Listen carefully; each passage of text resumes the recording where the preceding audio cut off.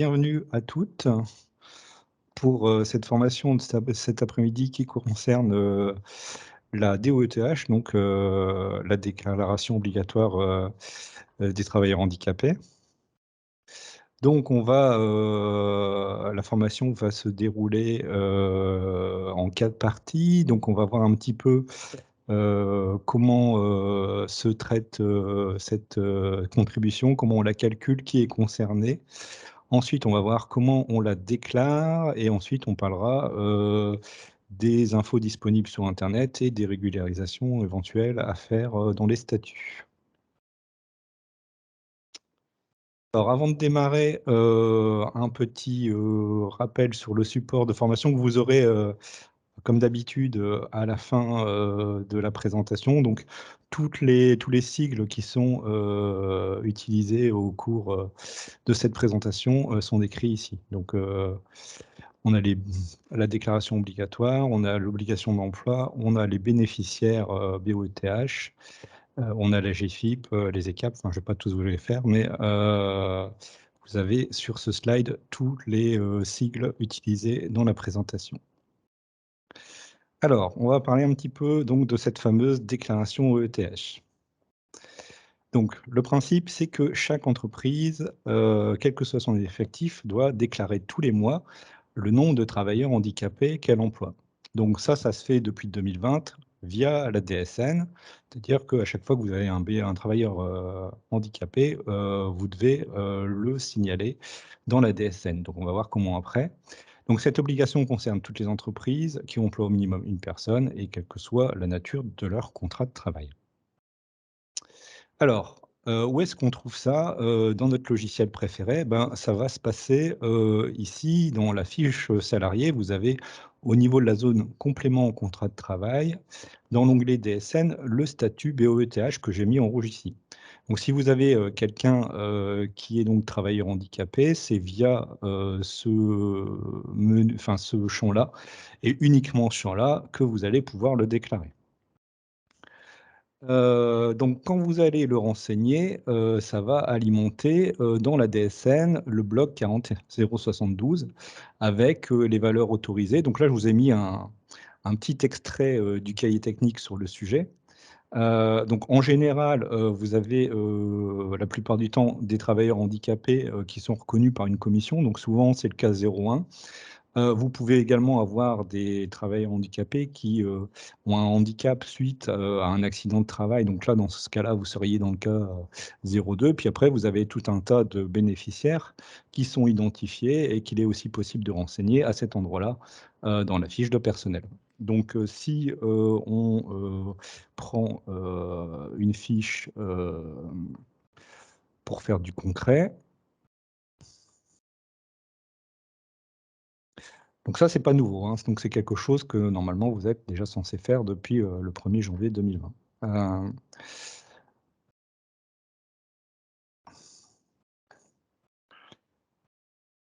alors si, mon logiciel veut bien m'afficher des fiches de personnel, ça serait sympathique.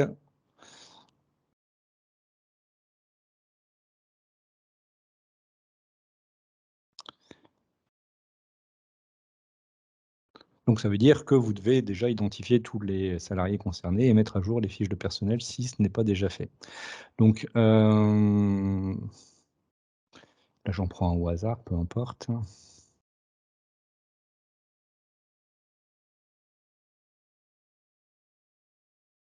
Donc ici, dans complément, contrat, vous allez donc retrouver dans l'onglet DSN la zone que je vous parlais juste avant ici et c'est là que vous allez mettre, le statut du travailleur handicapé. Donc là, admettons que c'est quelqu'un qui est reconnu, on va mettre le code 01 et après vous mettez, la date, depuis quand il est reconnu travailleur handicapé.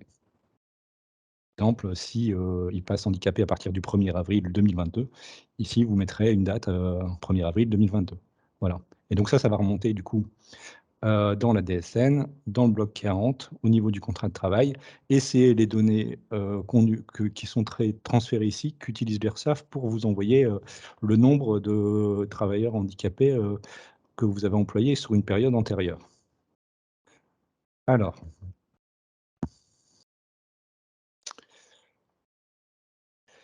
vous avez un autre menu que certains clients utilisent, qui est le menu, paye salarié complément travailleur handicapé, où vous pouvez renseigner un certain nombre de choses, la catégorie d'handicap et cetera. Donc là, je voulais juste vous préciser que, attention, si vous utilisez ce menu-là, ça n'a aucun impact sur votre déclaratif. C'est-à-dire que tout ce que vous mettez là, c'est juste pour vous sortir des états, de suivi. Mais si vous utilisez ça, ça n'aura aucun impact, dans les données qui sont transmises aux organismes. Donc attention, c'est bien la zone qu'on a vue, précédemment dans complément contrat onglet DSN qui va, avoir un impact dans la déclaration et uniquement celle-là. Alors, pour, le calcul de la contribution, donc là, je vous ai mis un petit peu, comment, on la calcule, cette fameuse contribution. Donc ça va d'abord se faire à partir de votre effectif. On va prendre l'effectif de l'entreprise, ce qu'on appelle l'effectif d'assujettissement, donc on va en reparler après parce que tout le monde ne rentre pas dans l'effectif. On va prendre 6 de l'effectif, ça va, nous permettre de savoir le nombre de personnes à employer pour, s'acquitter de son obligation d'emploi. Ensuite, de cette, obligation d'emploi, on va déduire le nombre de bénéficiaires, qu'on a employés et donc ça va nous mettre, en évidence un nombre de bénéficiaires manquants, excusez-moi, et c'est à partir de ce nombre-là qu'on va, déterminer une contribution brute en, multipliant ça par un barème en fonction de l'effectif de l'entreprise. Donc de cette contribution brute, on va ensuite déduire un certain nombre de choses pour arriver à une contribution nette et on verra après qu'il y a des mesures transitoires qui sont applicables jusqu'en 2024, qui permettent d'aboutir à la contribution nette due à la fin. Donc voilà un petit peu le cheminement, donc on va parler des différentes étapes. Déjà l'effectif. Qui sont les salariés qui sont retenus, par l'entreprise, enfin dans l'effectif de l'entreprise pour le calcul des 6? Donc déjà toutes les personnes qui sont en CDI, en CDD et les travailleurs à domicile en proportion de leur durée du travail. C'est-à-dire que si vous avez quelqu'un qui travaille à temps plein, bah, il compte pour 1, si vous avez quelqu'un qui travaille à 80 il est retenu à hauteur de 80. Hem, voilà. Après les salariés qui sont, là, pas toute l'année, on va, les retenir à hauteur de leur temps de présence, sur les 12 mois précédents de l'année. Hem Les salariés mis à la disposition de l'entreprise par une entreprise extérieure qui sont présents dans les locaux de l'entreprise utilisatrice depuis au moins 1 an. On a un certain nombre de gens qui sont exclus des effectifs. Par exemple, toutes les CD, les CDD, les intérimaires, que vous employez, mais qui sont là en remplacement d'un salarié absent, eux comptent pas pour un supplémentaire. En fait, on compte le salarié absent, mais du coup, on compte pas, le salarié qui remplace le salarié absent. Au niveau des contrats d'apprentissage et des contrats professionnalisation, ils ne sont pas pris en compte, pour le calcul de l'effectif. De la même façon, je ne l'ai pas noté, mais si vous avez des stagiaires, les stagiaires ne comptent pas non plus, dans l'effectif ici. Si vous avez donc des salariés mis à la disposition par une entreprise extérieure, présents dans les locaux depuis moins d'1 an, eux sont exclus. Est-ce qu'il y a des questions sur ce sujet des effectifs? Ou ça va?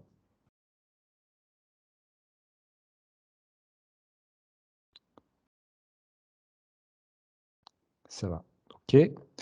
Donc, une fois qu'on a déterminé, cet effectif, on va le multiplier par 6 donc pour savoir le nombre de salariés, handicapés à embaucher.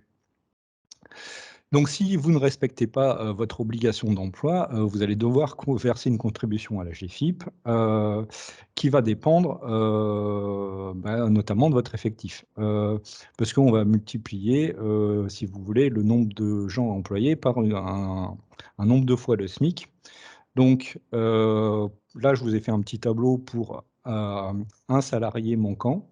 Donc si vous êtes, moins de 250 personnes, bah, pour chaque, salarié manquant, vous allez devoir verser 4 192 €. Si vous êtes plus de 250, ça sera 5 240 et à partir de 750 salariés, je ne pense pas que j'ai des clients à ce niveau-là, ça sera, 6 288 € par salarié manquant.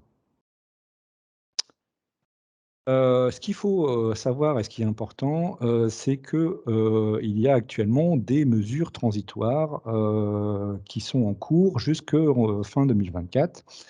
C'est-à-dire qu'on va à chaque fois qu'on va calculer la contribution, on va la comparer à la contribution qu'on a versée l'année précédente. Et en fait, pour chaque année, on va, avoir ce qu'on appelle un écrêtement. Donc on va réduire la contribution due, en fonction de la hausse de la contribution. Donc là, pour être concret, on va comparer, ce qu'on a versé, ce qu'on a calculé en 2021 moins ce qu'on a versé en 2020, donc ça va nous faire un montant. Donc ça va être la hausse, de contribution entre les 2 années et cette hausse de contribution va subir un abattement, en 2022 de 80. C'est ça. En 2022 pour l'année 2021, je veux dire. Donc là, vous allez abattre le montant de 80 de la contribution, de la hausse de la contribution. Donc là, c'est ce qu'on appelle l'écrêtement. On verra tout à l'heure, dans le calcul. Donc, petit exemple chiffré. Vous avez versé une contribution en 2020 de 4 000 €, par exemple. Vous avez calculé une contribution nette après déduction, pour l'année 2021 à 4 755 €. Ça veut dire qu'entre 2020 et 2021, votre contribution, elle a augmenté de 755 €. Donc normalement, avec le calcul de base, vous allez verser, 4 755 €. Sauf que comme on applique un abattement de 80 sur, le montant de la hausse, en réalité, vous allez, verser donc le montant de l'année dernière, c'est-à-dire 4 000 €, plus les 20 de hausse de cette année, c'est-à-dire 4 151 € dans l'exemple présent. Est-ce que c'est clair ce que je raconte? Est-ce que ça va ça? Sur la limite de la hausse de la contribution? Ouais, donc en fait, l'idée c'est on compare, l'année en cours et l'année précédente. Donc on regarde, le montant qui a été calculé cette année par rapport au montant que vous avez versé l'année dernière. Ça nous fait donc une hausse de contribution qui est, si vous voulez limiter, parce qu'on est dans un dispositif transitoire pour l'instant. Donc ça veut dire qu'on va, payer, cette année, que, maximum, hein, si vous voulez, le montant de la contribution de l'année dernière, plus 20 de la contribution de cette année. C'est ça que ça veut dire.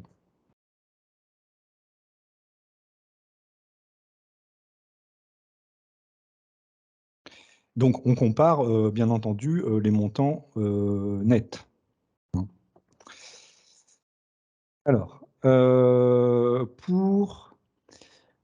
après alors, on verra après un petit peu, alors j'ai un petit tableau Excel que, j'ai récupéré, que vous pouvez trouver sur internet, qui est vachement bien fait, et qu'on va présenter tout à l'heure, qui vous permet de détailler le calcul et comme ça on va faire un calcul ensemble après si vous voulez. Alors, pour les entreprises qui ont plusieurs établissements, une seule déclaration doit être faite pour l'ensemble des établissements et sur l'établissement principal. L'obligation d'emploi s'applique à la somme des effectifs de tous les établissements faisant partie de l'entreprise. Donc, une entreprise est constituée de 20 établissements comportant, chacun 5 salariés. Donc ça fait en tout, 100 salariés. Son obligation d'emploi des travailleurs handicapés, donc fixée à 6 c'est-à-dire 6 dans le cas présent. Hem Donc une entreprise qui est concernée par l'obligation d'emploi pour la première fois, mais qui compte plus de 20 salariés, dès sa première année d'existence ou dépasse, ce seuil de 20 salariés pour la première fois, ne paye pas de contribution pendant cette période de 3 ans.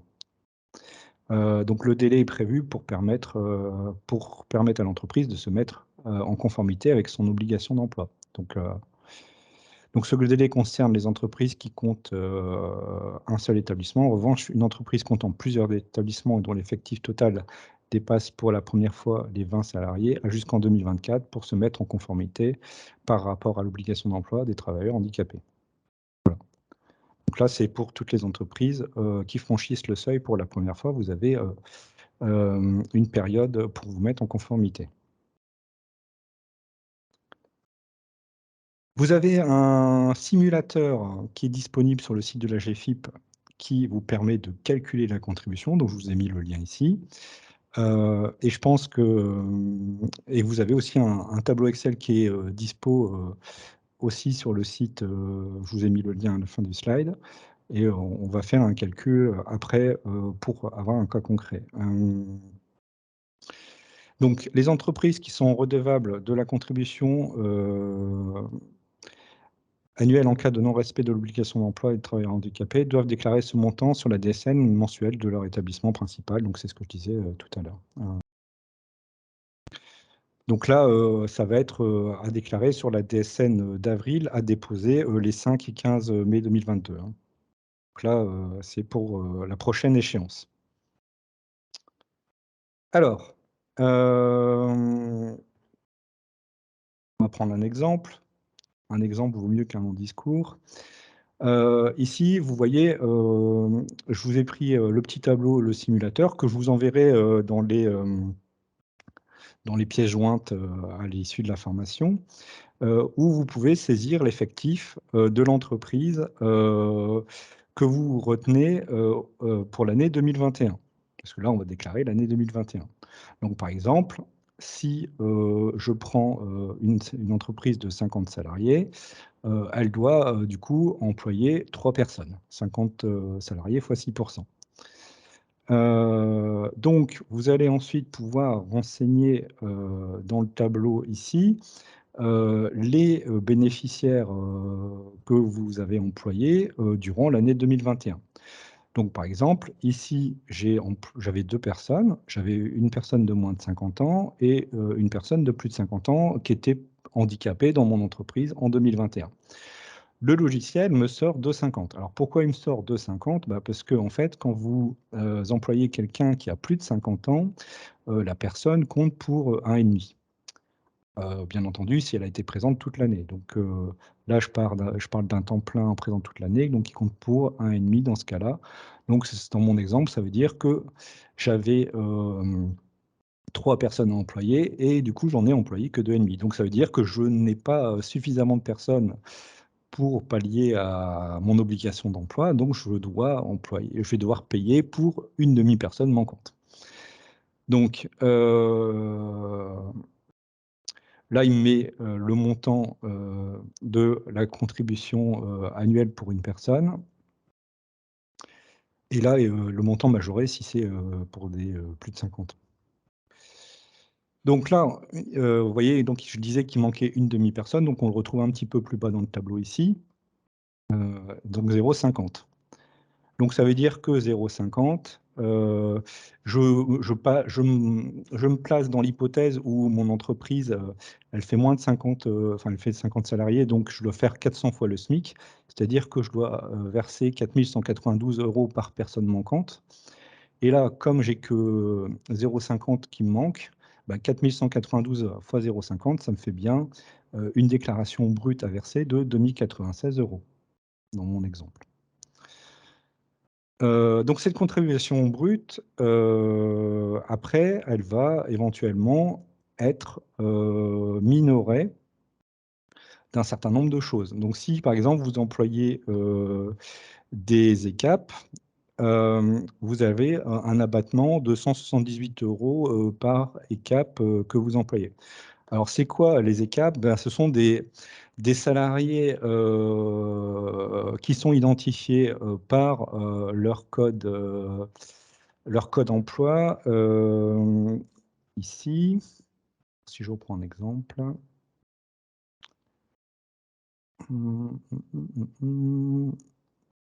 Voilà. Ici, vous avez une nomenclature PCS. Et certains codes PCS donnent droit, enfin sont des ECA en réalité, donc vous permettent d'avoir un abattement sur la contribution brute que vous devez. Donc généralement, c'est des conducteurs. Alors j'avais une liste.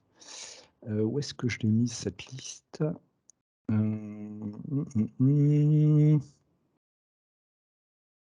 essayer de vous la retrouver. Je l'avais tout à l'heure.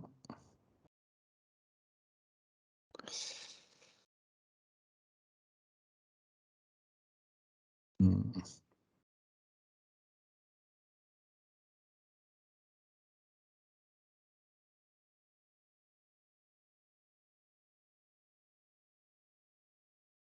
Donc la liste des codes PCS qui vous donnent droit à l'abattement, comme ça vous permet de vérifier, si vous en avez. Bien sûr.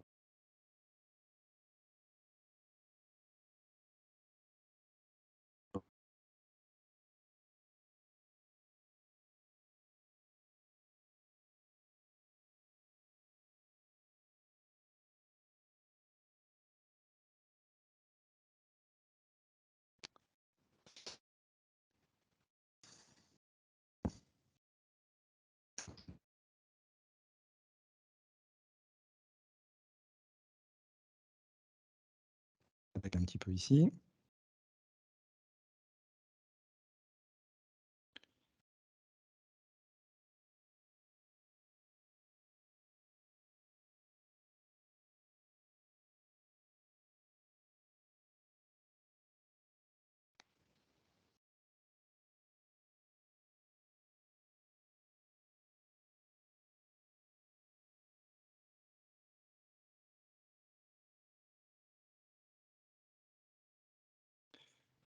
Donc c'est pour ça qu'il faut être vigilant sur les codes PCS. Alors,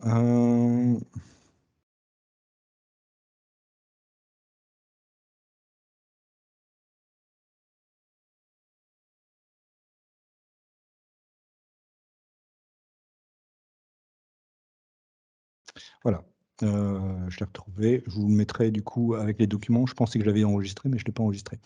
Donc là, vous l'avez, voyez, sur le site de la GFIP, hein, j'invente rien. Donc, vous avez un certain nombre d'emplois donc, qui vous donnent des abattements sur la contribution. Donc, il y a notamment les ambulanciers et les pompiers. Donc, ça m'étonnerait que vous en ayez chez vous, mais il peut y avoir, par exemple, des contrôleurs de transport ou des choses comme ça, des vendeurs polyvalents, un certain nombre de métiers comme ça qui vous permettent de bénéficier des abattements. Donc, il faut vérifier que parmi les gens que vous employez, les codes sont correctement renseignés dans la fiche de personnel, de façon à ce que vous bénéficiez des abattements sur la contribution. Normalement, ces emplois-là vous sont indiqués par la notification URSSAF que vous recevez. Mais la notification URSSAF que vous recevez, elle s'appuie sur les codes que vous avez déclarés dans les fiches de personnel. Donc si les fiches de personnel sont erronées ou mal renseignées, du coup, votre notification, elle n'est pas correcte. Donc c'est pour ça que je vous montre la liste ici des emplois concernés et que je vous la joindrai au support de formation tout à l'heure. Voilà, voilà. Est-ce qu'il y a des questions sur ça, sur l'abattement ici, sur la déduction? Est-ce que ça va? OK, très bien. Du coup, on continue. Alors, on va parler un petit peu de comment on déclare tout ça en DSN. Alors déjà, première chose à savoir, si, vous avez rempli votre obligation d'emploi, c'est-à-dire, partons, d'un exemple, vous devez employer une personne, et vous avez employé cette personne, donc vous respectez l'obligation d'emploi. Si vous n'avez, pas, d'accord particulier, ou pas de choses, à déduire ou autre, dans ce cas-là, en réalité, vous n'avez rien à faire. Vous n'avez rien à déclarer pour votre entreprise. Voilà. Par contre, si vous avez des ou si vous avez, employé des travailleurs externes, mais que vous avez, respecté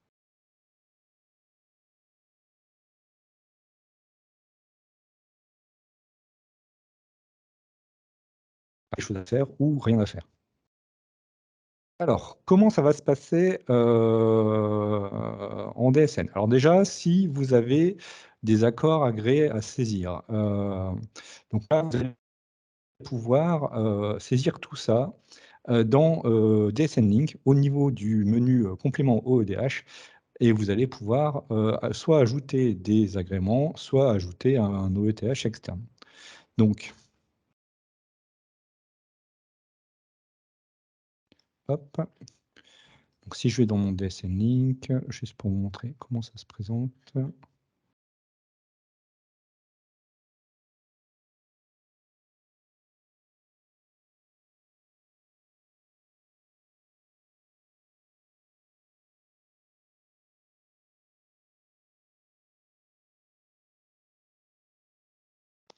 Voilà, donc là, vous allez à l'accueil sur la petite maison. Et donc ici, vous avez le complément OETH. Donc ça, c'est à renseigner si vous avez des accords externes, enfin des agréments ou des OETH externes. Donc imaginons, je vais dire que j'ai un agrément, je vais ajouter un agrément. Voilà. Donc là, il y a sûrement un numéro d'agrément à mettre. Et de la même façon, ici, vous pouvez ajouter donc, des OETH externes. Donc, par exemple, si vous avez employé des intérimaires, et vous mettez le nombre d'intérimaires en ETP que vous avez employé sur l'année 2021, ici.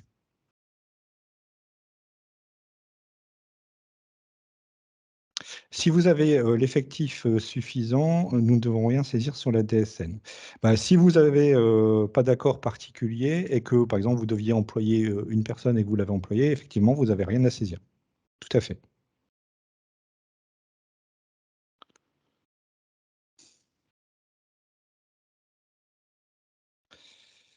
S'il y a des intérimaires, oui. Déclaration, oui, tout à fait. Ça sera une déclaration à 0. Par exemple, si vous avez rempli votre obligation, mais néanmoins, il faudra du coup le déclarer dans ce cas-là, effectivement. Donc voilà un petit peu pour... si on fait appel à des ateliers protégés, c'est un montant à saisir, tout à fait. On va voir après. Donc là, si vous faites don de matériel, je suppose que ça rentre dans la même catégorie que les montants à saisir, tout à fait. Alors, donc ici, on va saisir donc, les agréments et les OETH externes dans le complément OETH.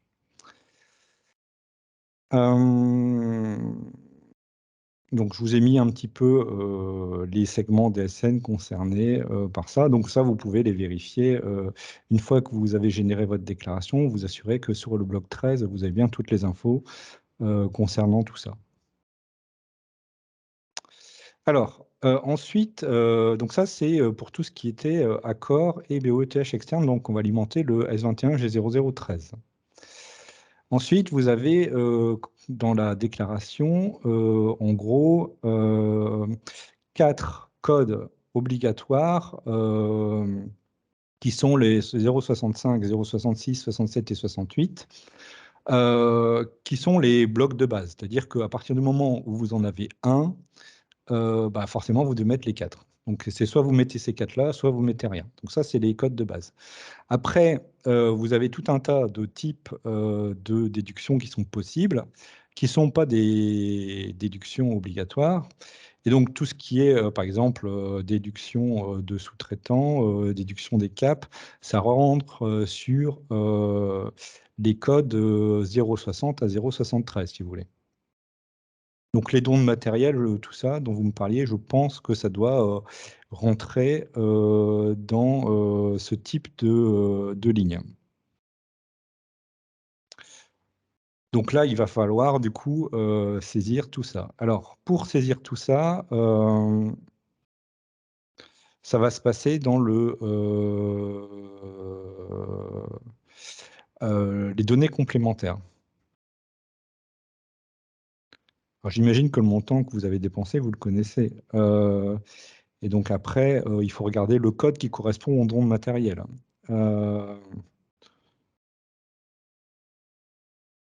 C'est peut-être des dépenses déductibles liées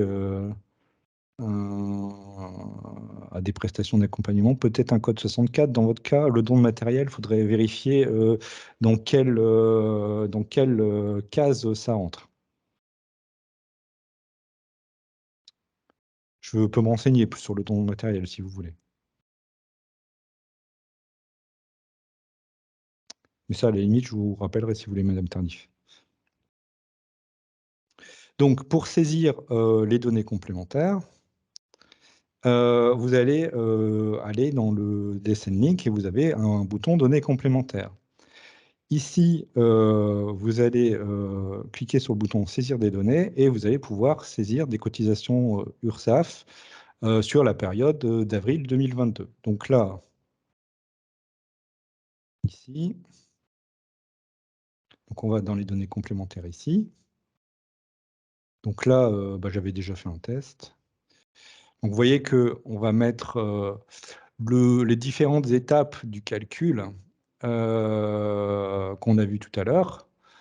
Donc le montant brut de la contribution, le montant net de la contribution avant l'écrêtement, donc avant l'abattement des 80% là tout à l'heure.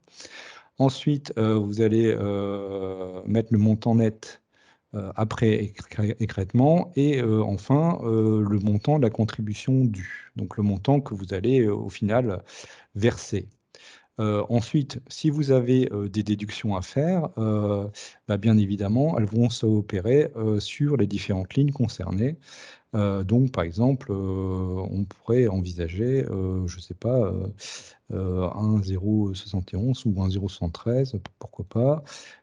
Donc là, quand vous allez saisir ici, n'oubliez pas qu'on est en train de parler de l'année 2021. Donc, vous allez saisir toujours du 1er janvier au 31 décembre 2021. Voilà. Et vous allez saisir du coup le montant des déductions dues. Alors admettons j'ai 200 € de déduction ici, là forcément je ne vais pas payer 1000 mais je vais payer 800 par exemple. Voilà. Ça se passait comme ça. Donc ici vous mettrez à côté bien entendu le numéro de SIRET de l'URSSAF qui est concerné par votre déclaration que vous retrouvez du coup dans vos déclarations habituelles, ici, normalement, vous avez le SIRET de l'URSSAF qui est là. Donc, si vous allez avoir le même SIRET ici. Voilà pour les données complémentaires. La saisie des données complémentaires. Donc là, je vous ai mis un exemple. Quand vous aurez généré votre déclaration, attention, il ne faudra quand même pas oublier de vérifier que votre saisie elle a bien été prise en compte.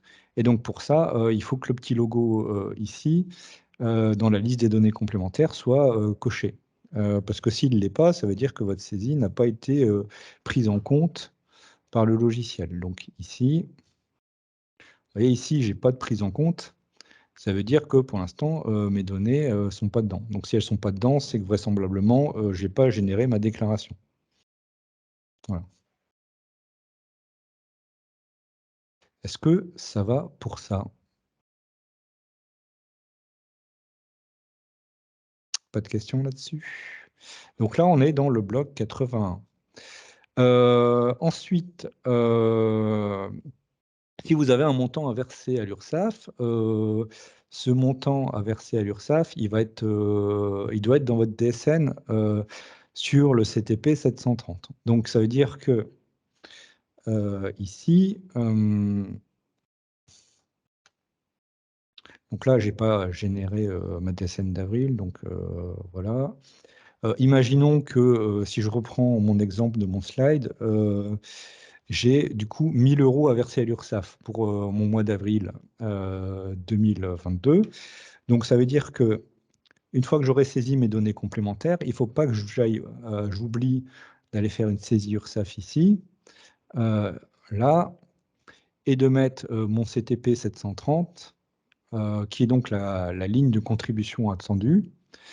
euh, avec le montant ici. Donc là, je dois 1000 euros.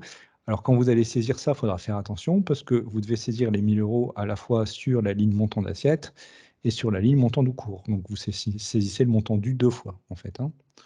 Donc ça, c'est important parce que si vous ne faites pas, ça ne va pas bien marcher. Donc, on met le qualifiant 920 et la période de rattachement, bah, c'est le mois d'avril. Voilà un petit peu ce que je voulais vous dire là-dessus. Voilà, donc là, on était sur le bloc 81, là, j'ai un petit peu anticipé. Alors, on va prendre deux exemples de saisie. Donc, par exemple, vous avez une entreprise pour laquelle vous n'avez pas d'accord agréé. Donc, vous allez verser X euros de contribution. Donc, ces X euros de contribution, bah, vous allez les saisir in fine sur le bloc 81, 82 sur les numérés 068 avec date de début, date de fin de l'exercice et le siret du URSSAF. Bon. Si vous avez une entreprise qui a fait l'objet d'un accord agréé, mais par exemple qui n'a pas de cotisation à verser parce qu'elle a employé le nombre de travailleurs qu'elle devait employer, mais comme elle a un accord agréé, bah, vous êtes quand même obligé de le saisir. Donc dans ce cas-là, il faudra saisir le montant à zéro, hein. Et dans ce cas-là, il ne faudra pas oublier de mettre le CTP 730 sur la déclaration avec une valeur à zéro, parce que vous avez un accord agréé. Si vous n'aviez pas d'accord agréé, je répète, et si vous n'avez pas d'accord agréé et que vous avez employé toutes les gens que vous devez employer, dans ce cas-là, il n'y a rien à faire. Voilà, pour être clair.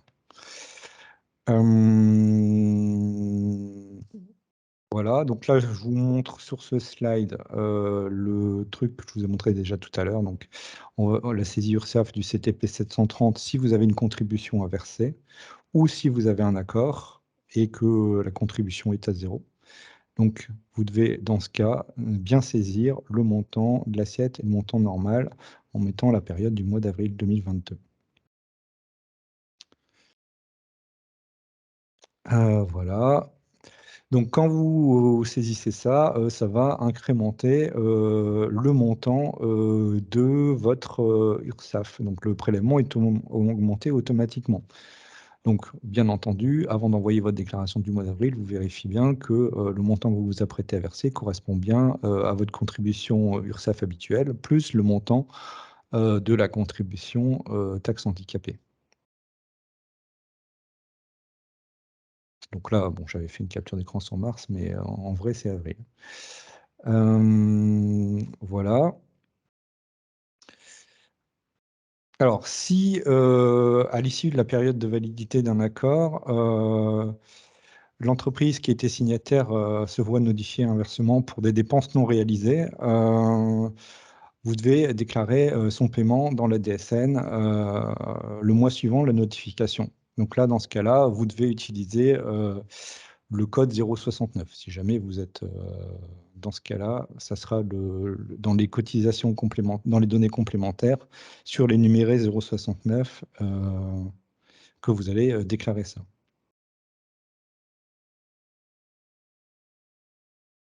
Mais si vous avez des dépenses déductibles, vous devez les déclarer sur le code qui correspond.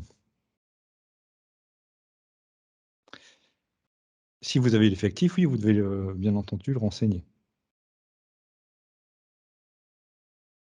Donc vous allez prendre, en fait, vous allez prendre la contribution, admettons, vous allez prendre la contribution brute que vous avez calculée, et ensuite vous allez noter sur les différentes lignes les différentes déductions possibles pour arriver peut-être à la fin à une valeur de zéro que vous devez, dans ce cas-là, déclarer.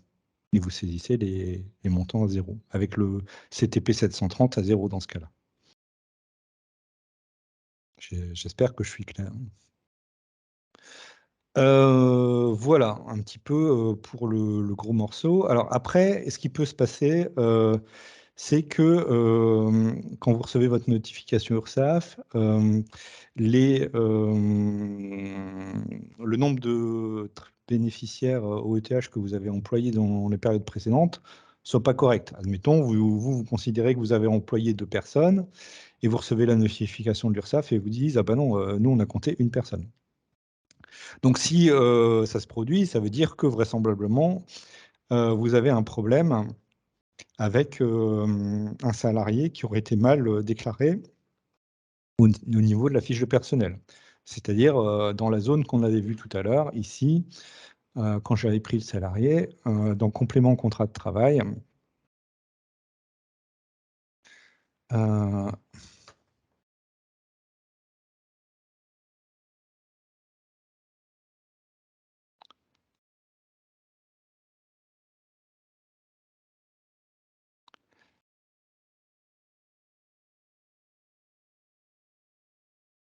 ah, ok. Donc ici, ça veut dire que cette zone-là, elle a été mal saisie vraisemblablement, sinon l'URSSAF aurait la bonne info. Donc, si jamais vous avez oublié de le saisir ou vous l'avez saisi à une date qui n'est pas la bonne, vous avez toujours la possibilité de revenir dessus et venir ensuite modifier ou ressaisir une autre date. Si par exemple vous êtes trompé, vous avez mis 1er avril 2022 et qu'en réalité la personne elle est présente et handicapée depuis par exemple le 1er janvier 2021, donc dans ce cas-là, vous allez rajouter une ligne comme ça. Ce qui va avoir pour effet de créer un bloc de régularisation de contrat, un bloc 41. Donc là, j'ai pas d'exemple ici, mais on aurait dans ce cas-là un bloc 41 qui viendrait se créer ici et qui viendrait mettre à jour le statut BOETH sur la période antérieure. Donc ça, vous devez le faire au moment de la déclaration du mois d'avril 2022 pour que ça soit pris en compte par l'URSSAF si jamais il y a une erreur sur les historiques antérieurs. C'est ce que je voulais vous dire. Voilà, donc ici, si j'ai oublié de déclarer mon salarié, je vais aller modifier donc, le statut et il va du coup me créer un bloc 41 pour régulariser sa situation. Hein. Sachant qu'on c'est la date du début du contrat au minimum et la date du début de la période d'invalidité que vous devez saisir. Donc si vous avez une date d'invalidité antérieure à la date du début du contrat, ça veut dire que vous saisissez la date du début du contrat. Voilà. Ensuite, vous avez donc tout un tas d'infos disponibles. Donc je vous ai mis les liens. Et je voulais vous montrer, alors est-ce que... ah oui, je voulais vous montrer un dernier petit truc sur le simulateur. Alors ici. Donc en fait, si je reprends mon exemple de tout à l'heure, où je vous avais dit, on avait 3 personnes à employer, on en a employé 2,5. Du coup, ça veut dire qu'il m'en manque 0,5. Du coup, on avait saisi des déductions. Donc, ça me calculait un montant, en gros, à déclarer de 1 917 €, par exemple, ici. Bon. Attention, il y a ici, dans le tableau, à saisir la contribution de l'année précédente. Là, en 2021, donc pour l'année 2021, je m'apprête à verser 1 917 €. Et si je le laisse comme ça veut dire que l'année dernière, j'avais versé 0 €. Donc là, dans ce cas-là, il me calcule, vous voyez, par exemple, 383 € à verser. Sauf qu'en réalité, dans mon tableau, j'ai oublié de saisir, l'année dernière, j'avais versé 1 000 € par exemple. Et vous voyez que là, quand je fais ça, bah, le montant de la contribution augmente. Alors, pourquoi il augmente? Parce que du coup, au lieu d'avoir l'abattement sur 1 917 € ici, bah, du coup, je ne l'ai plus que sur 1 917 moins les 1000, c'est-à-dire les 917,84 € fois 81%. Donc c'est pour ça que si vous utilisez ce tableau Excel, n'oubliez pas de saisir ça, parce que sinon le montant total que vous devez verser ne va pas être correct. Donc à chaque fois, en plus, vous avez un petit commentaire à côté qui vous dit à quel segment tout ça, ça doit être renseigné. Donc c'est vraiment bien fait, ce tableau-là. Donc je vous le mettrai dans les pièces jointes avec le support de formation. Voilà, voilà. Je pense avoir fait le tour de tous les sujets que je voulais aborder. Est-ce qu'il y a des questions, auxquelles je n'aurais pas répondu?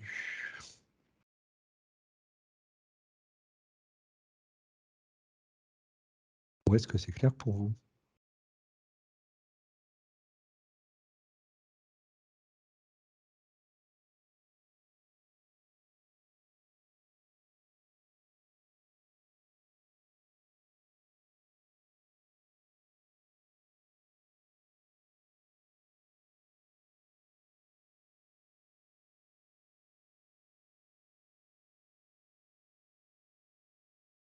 OK. Est-ce que cette formation est conforme aux attentes que vous pouviez avoir? Je fais mon petit sondage, hein, je suis désolé.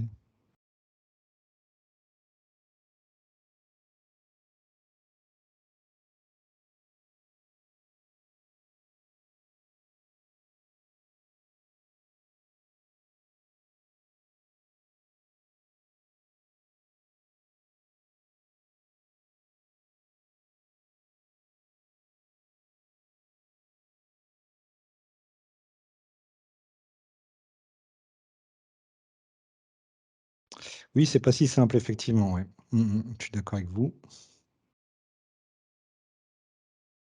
OK. Bon, mais si vous n'avez pas d'autres questions, je vais vous abandonner. Est-ce que, donc madame Tardif, j'ai bien compris que vous vouliez que je vous rappelle. Si vous avez des questions complémentaires, vous savez où me trouver, je suis à la hotline.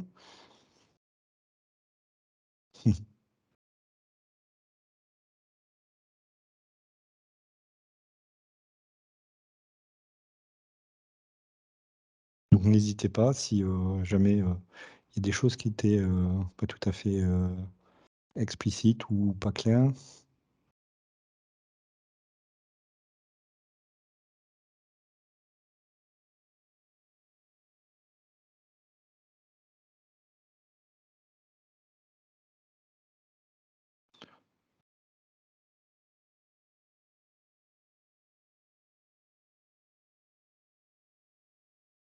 Vous avez aussi un guide, DOTH que je vous ai pas montré, mais que je vous mettrai, avec, la documentation et qui est vraiment bien fait. Il y a vraiment pas mal de choses dedans.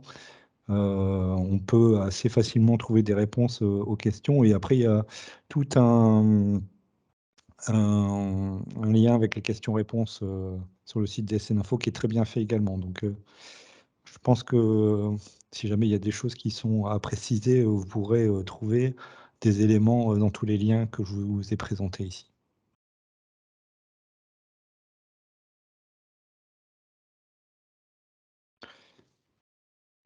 Ben, merci à vous toutes d'avoir passé, ce moment avec nous et puis, je vous dis du coup à très bientôt.